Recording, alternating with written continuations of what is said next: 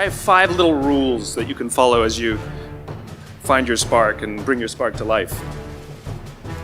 The first is to go after the things that you want. Let me tell you a story. So a friend of mine and I, we went for a run in Central Park. The Roadrunners organization, on the weekends, they host races. And it's very common at the end of the race, they'll have a sponsor who will give away something, apples or bagels or something. And on this particular day, when we got to the end of the run, there were some free bagels. And they had picnic tables set up, and on one side was a group of volunteers. On the table were boxes of bagels, and on the other side was a long line of runners waiting to get their free bagel. So I said to my friend, let's get a bagel. And he looked at me and said, the line's too long. And I said, free bagel.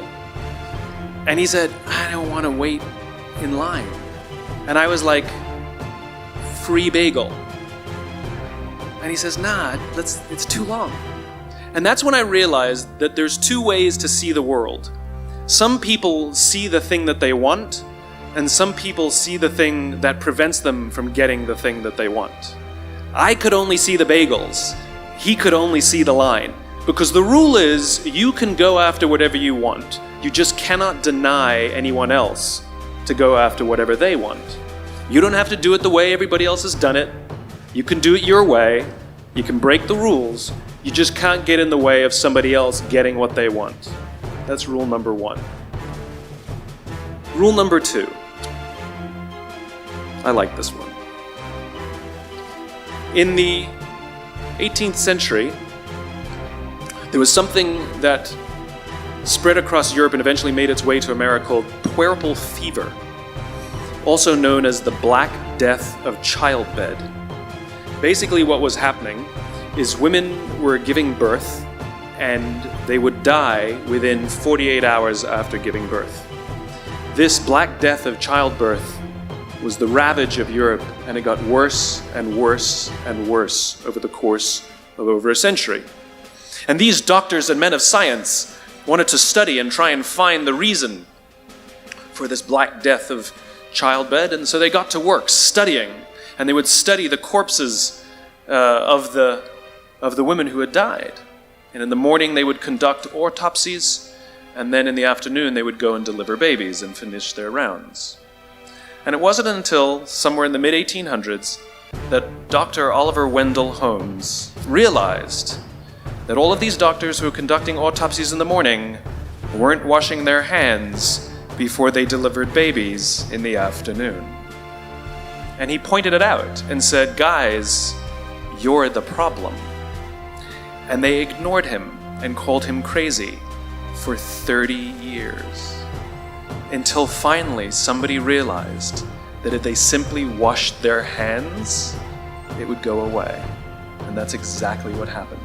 When they started sterilizing their instruments and washing their hands, the Black Death of childbed disappeared. My point is, the lesson here is, sometimes you're the problem.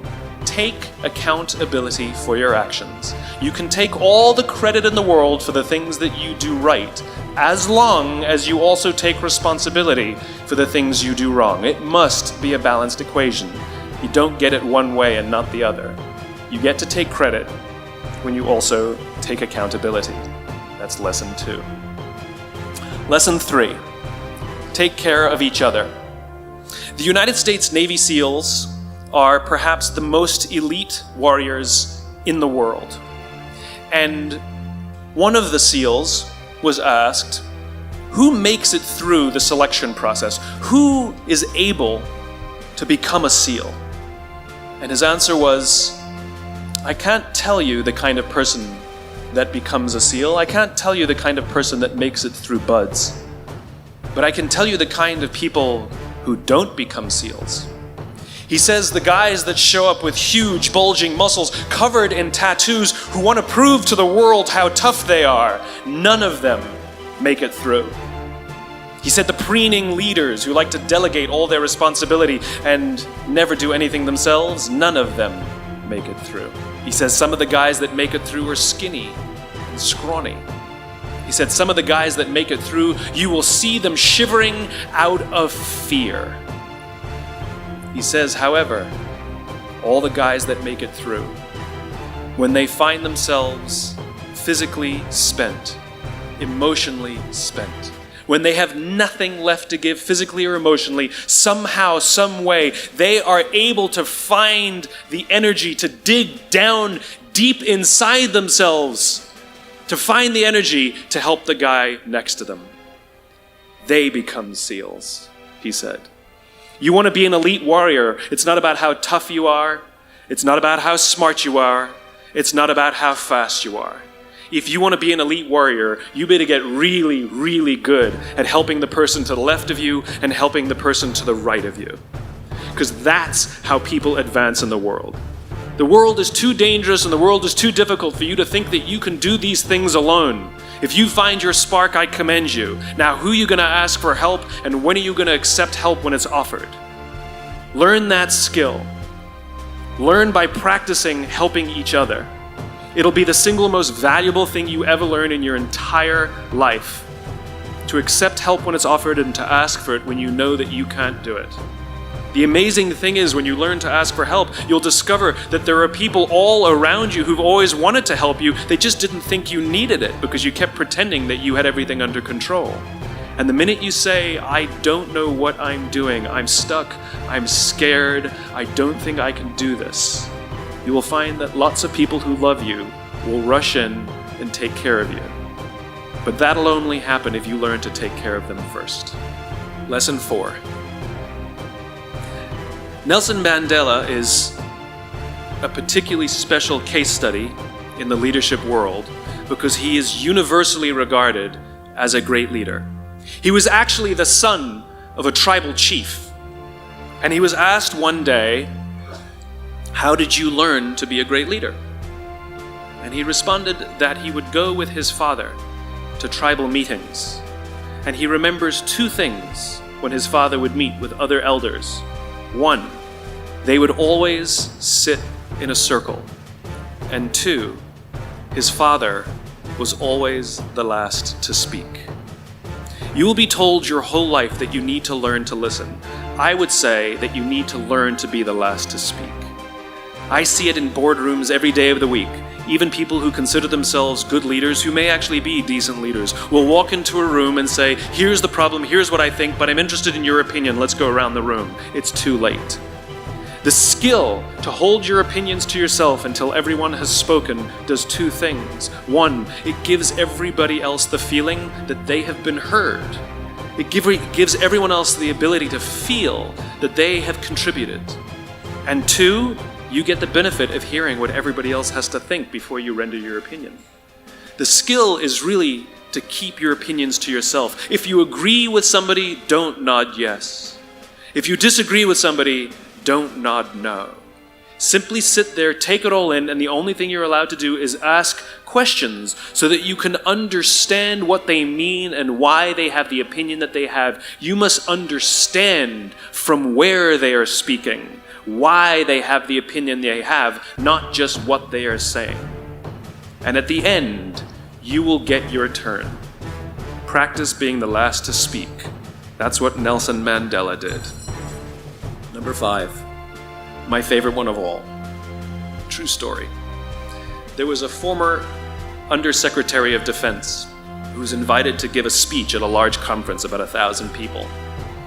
And he was standing on the stage with his cup of coffee in a styrofoam cup. And he took a sip of his coffee and he smiled and he looked down at the coffee. And then he went off script.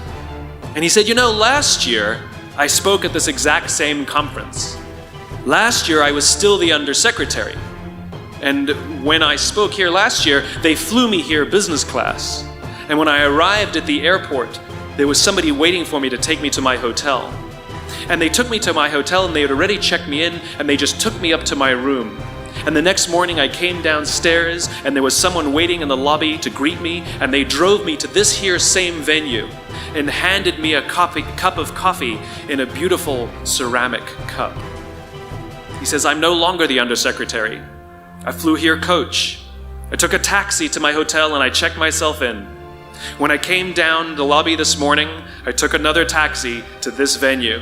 And when I asked someone, do you have any coffee? He pointed to the coffee machine in the corner, and I poured myself a cup of coffee into this here styrofoam cup.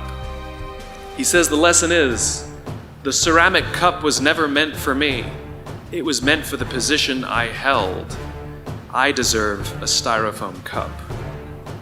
Remember this. As you gain fame, as you gain fortune, as you gain position and seniority, people will treat you better. They will hold doors open for you. They will get you a cup of tea and coffee without you even asking. None of that stuff is meant for you. That stuff is meant for the position you hold. It is meant for the level that you have achieved of leader or success or whatever you want to call it. But you will always deserve a styrofoam cup.